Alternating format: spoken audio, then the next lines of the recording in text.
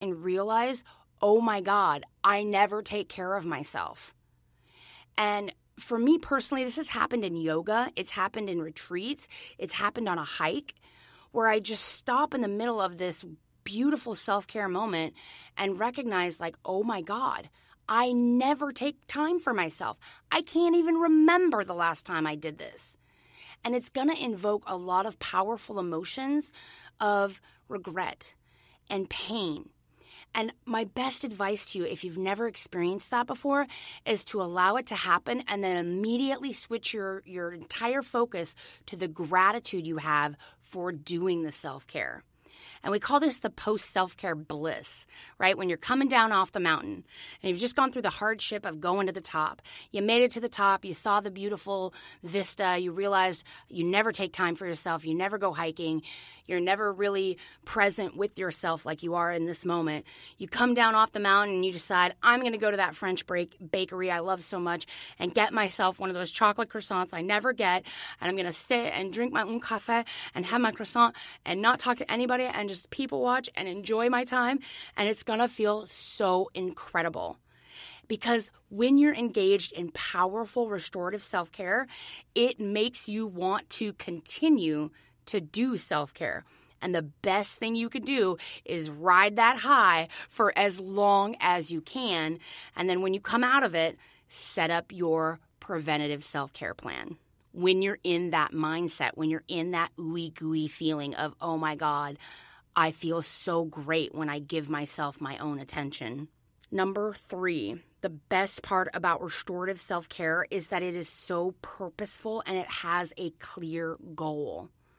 When you set out to do restorative self-care, like I'm going to go back to the hiking method. When you have this goal, I'm going to go on a hike this weekend.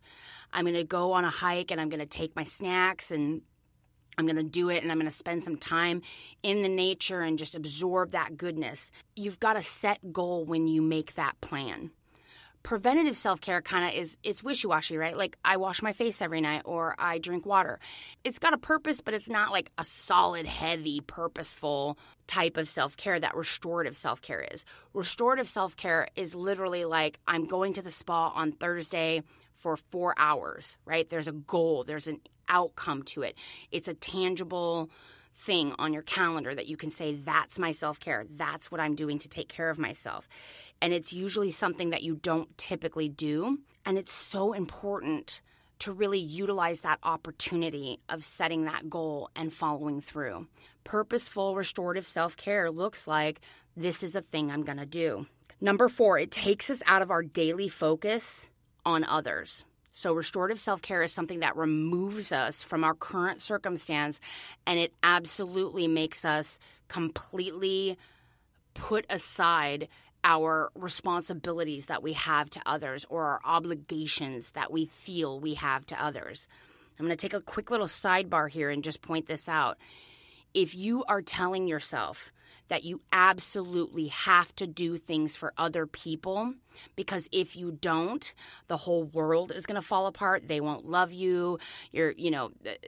Everything's going to crash and burn if you're not there to do these things for other people. I want you to check yourself and just understand what you're really doing, which is you're creating a powerful narrative to avoid dealing with your own shit. Now, I am the queen of this. This has encompassed my entire life, and it's only been through working on this podcast and researching self-care and talking to hundreds of people about what they do for self-care, reading books, and really feeding myself all this information that I finally discovered the truth, which is being a martyr is only avoidance in a different form. And you don't have to be that way anymore. And there's more freedom and more self-worth and more intrinsic self-love that comes from actually doing what you want to do with your time and maybe pissing other people off as a result. And being okay with that. Because there is another side to this whole people-pleasing, codependent, caregiver identity. There's a whole other way for you to live and exist and find worth. Last but not least, one of the best things about restorative self-care is that it leads to changes in our mindsets and our behaviors and our lives. When you have that profound experience, you remove yourself from your current daily situation and you give yourself that incredible spa day, or you go out to Brighton Bush for a few days, or you head to Sonoma, or you do some sort of PTC hike or something big, something that's calling to you, and you do that self-care. You're going to have major epiphanies about the next direction to take in your life, about what you really want, and you're going to connect so deeply with yourself that everything you need to know to get through whatever hardship that you're doing the restorative self-care to recover from, that you have what it takes to get through it. It's so important that you understand that when you do these kind of massive, sweeping self-care days or events or weekends, that you're going to get so much more out of it. You're going to walk away with a whole new game plan, guaranteed. All right, let me go through that list real quick again. The 5 best things about restorative self-care is that 1, it's easy to recognize when we need it. 2, it's sweeping and fulfilling, and it invokes those ooey gooey emotions. 3, it's purposeful with a clear goal. 4, it removes us from our daily focus on other people.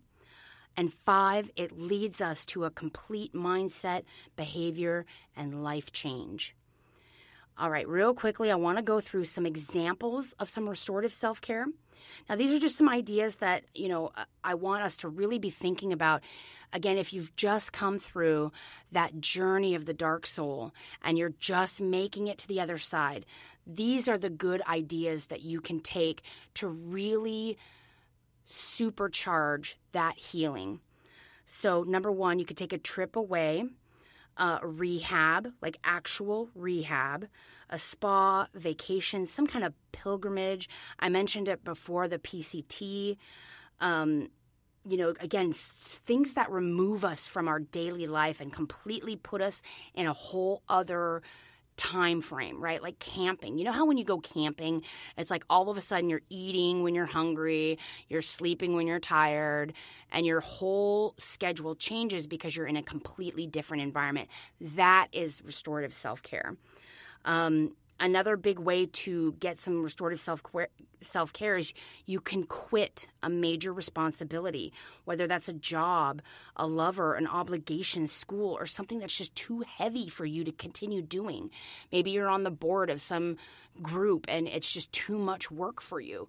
It's okay. I'm giving you permission to set that down and quit something big as a means of restorative self-care. Another idea, number 3, is traditional therapy. It's time to sign up.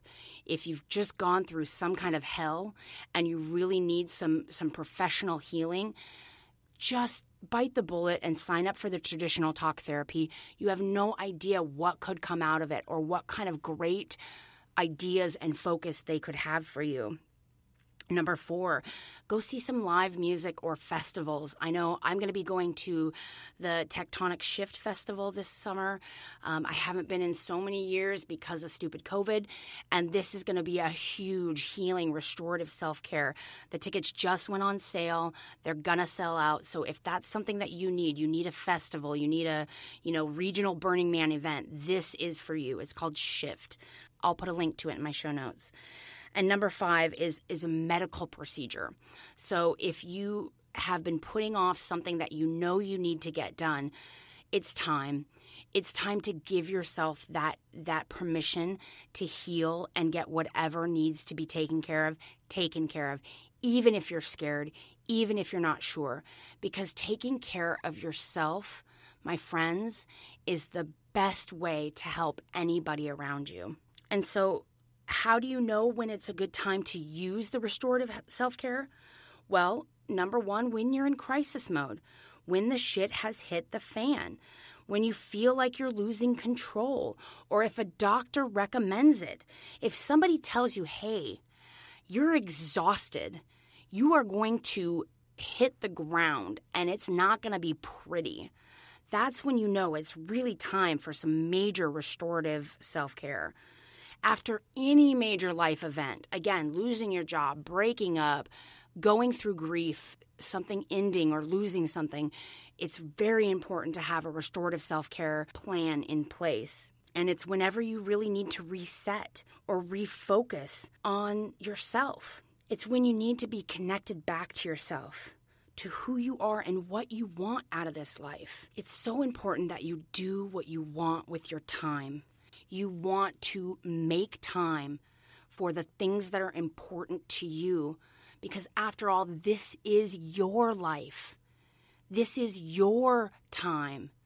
This is your choice of how you spend your days. So make sure that it includes a little bit of self-care. All right, my friends, that's it for this week. Thank you so much for joining me. I know it was a long one. If you have a story you'd like to share and you want to be on the show, please email me. It's Kris, Kris, at selfcareissexy.com. Okay, stay tuned because we got some really great content coming your way. And remember that self-care is sexy. We're giving you permission to put yourself first.